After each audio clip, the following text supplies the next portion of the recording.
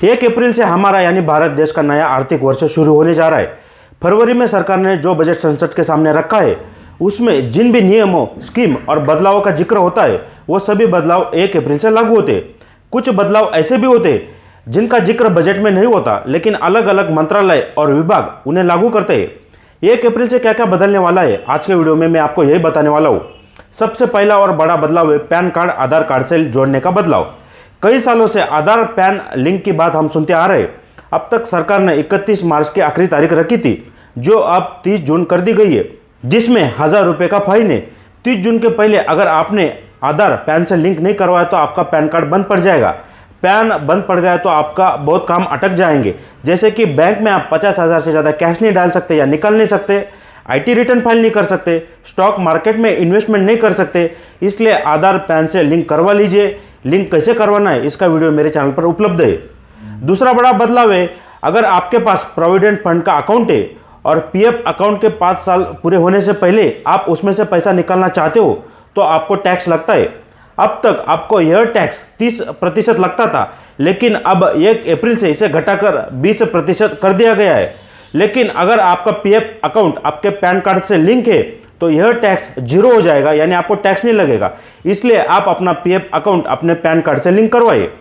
PF pan से link करवाने के लिए आप अपने दफ्तर के अकाउंट डिपार्टमेंट में जाकर उनको बताइए। तकरीबन हर दफ्तर के अकाउंट सेक्शन वाले लोग यह काम करवा देते हैं। अगर वो नहीं करते तो आप अपने मोबाइल या लैपटॉप में PF की वेबसाइट EPFO पे जाइए और रजिस्टर और लॉगिन कीजिए। फिर अकाउंट मैनेजमेंट सेक्शन में जाइए, वहाँ पे KYC अपडेट कीजिए। आप अपना पैन कार्ड PF अकाउंट से लिंक करवाइए। 1 अप्रैल से तीसरा बड़ा बदलाव है, टैक्स का नया रूप शुरू होने जा रहा है। पुराना टैक्स सिस्टम भी चलता रहेगा, लेकिन नए टैक्स सेक्शन में सरकार ने काफ़ी बदलाव किए। नए सिस्टम में टैक्स स्लैब बदल गए। अब 3 लाख तक की इनकम पूरी तरह से टैक्स फ्री रहेगी। अगर आपकी टैक्सेबल इनकम 7 लाख तक हो तो भी आपको कोई टैक्स नहीं लगेगा। 3 से 6 लाख पे 5% का टैक्स है, 6 से 9 लाख पे 10% का टैक्स है। आप IT रिटर्न फाइल करते समय income tax act section 87A के तहत टैक्स रिबेट क्लेम कर सकते हो। इसके बाद 7 लाख के इनकम का आपको कोई भी टैक्स नहीं लगेगा। 1 अप्रैल से चौथा महत्वपूर्ण बदलाव सोना या गोल्ड से जुड़ा है। सरकार ने साफ कर दिया है कि 1 अप्रैल के बाद कोई भी सोना हॉलमार्क के 6 डिजिट यूनिक कोड के बिना नहीं बेच सकते। हॉलमार्क के यूनिक कोड इस बात की पहचान होती है कि आपका सोना पूरी तरह से असली है। सोना एक करेंसी की तरह होता है। अगर आपको पैसे की जरूरत पड़े तो आप घर में पड़ा सोना बेचकर इसे यूज कर सकते हो। इसलिए आपका सोना असली होना चाहिए। सरकार का यह नियम सोना बेचने वालों को पालन करने को कहता है। अब तक 4 डिजिट का हॉलमार्क का सोना यूनिक ID के साथ बिक रहा था, लेकिन अब 1 अप्रैल से 6 डिजिट वाला हॉलमार्क का ID वाला सोना ही बिकेगा। आपका यह सोना असली या नकली है यह आप घर बैठे भी पहचान कर सकते हो। आपको खाली BIS केयर नाम का ऐप डाउनलोड करना है और उस पर आपको खरीदे हुए सोना का 6 डिजिट का हॉलमार्क ID डालना है। इससे आपको पता चल जाए कि आपका सोना ओरिजिनल है या नकली है। 1 अप्रैल से जो बड़े बदलाव होने जा रहे हैं उसमें से 5वां बड़ा मुद्दा है, अब इंश्योरेंस पे भी टैक्स लगने वाला है।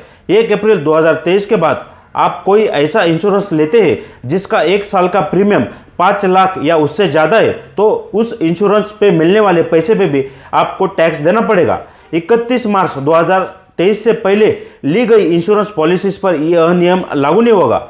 पहले लगता था कि इंश्योरेंस पर टैक्स लगाने वाला निर्णय सरकार पीछे लेगी, लेकिन अब सरकार इस पे कायम है। फाइनेंशियल टाइम्स में सरकारी सूत्रों के हवाले से खबर आई है, अगर कोई लोग सालाना 5 लाख या उससे ज़्यादा की प्रीमियम की पॉलिसी लेते तो वो लोग हाई नेट वर्थ यानी ज़्यादा पैसे वाले लोग हैं। इसलिए इस नियम का असर उन्हीं लोगों पे पड़ेगा जिनके पास बहुत पैसा है, यह सरकार का कहना है सूत्रों के हवाले से।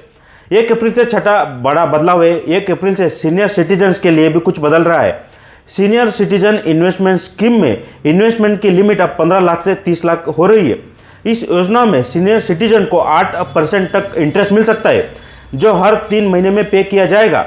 इस स्कीम में इन्वेस्टमेंट के बाद सीनियर सिटीजन्स को टैक्स पे 1.5 लाख तक की छूट मिल सकती है।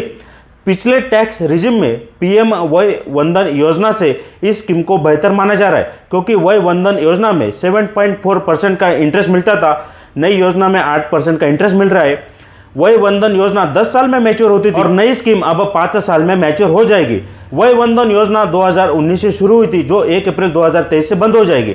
लेकिन जिन लोगों ने इसमें पहले इन्वेस्ट किया है उन लोगों को इस योजना मैच्योर होने तक का फायदा मिलेगा। 1 अप्रैल से जो बड़े बदलाव होने जा रहे हैं उसमें 7वां बड़ा मुद्दा है pension fund regulatory development authority अर्थात PFRDA ने पेंशन की रकम निकालने से जुड़े नियमों में कुछ बदलाव किए जो अब 1 अप्रैल से लागू होंगे।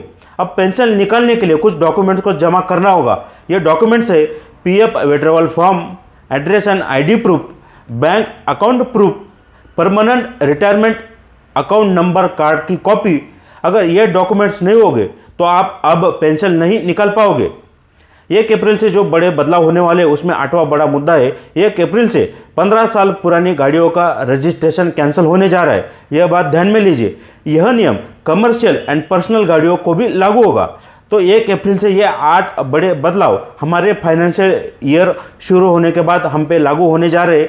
एज अ कॉमन सिटीजन ये जानकारी मैंने इंटरनेट और न्यूज़पेपर से निकाली है। बजट भी मैंने सुना था फरवरी में जो संसद में पेश किया गया था, उसमें से कुछ जानकारी निकाल के ये वीडियो मैंने आपके लिए बनाया है। अगर ये वीडियो आपको अच्छा लगता है तो वीडियो को ज़रूर लाइक कीजिए, चैनल को फॉलो कीजिए, सब्सक्राइब कीजिए, हो सके तो इस वीडियो को शेयर भी कीजिए। धन्यवाद।